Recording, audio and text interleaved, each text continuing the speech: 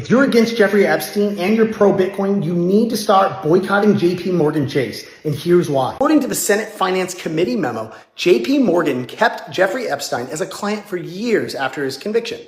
Now, while he was alive, the bank only filed 7 suspicious activity reports totaling about $4.3 million.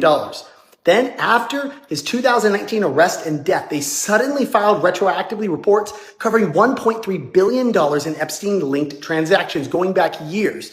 Now, internal compliance teams raised red flags and senior executives were alerted, but the account stayed open.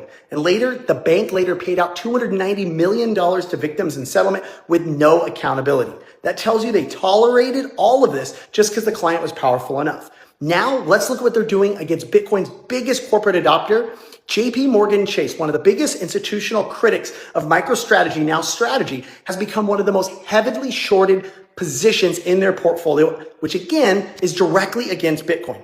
In saying plain English, the bank that protected a predator for profit is leaning hard against the company holding the largest publicly held Bitcoin treasury. Why? Because it's a threat to their old debit and credit banking system. That's the pattern. One rule for the well-connected and another for anyone outside of their system. So if that bothers you guys, take a stand, move your money away from JP Morgan Chase, diversify where you bank, don't fund institutions that police Bitcoin while protecting predators, and share this video instead of just scrolling past it.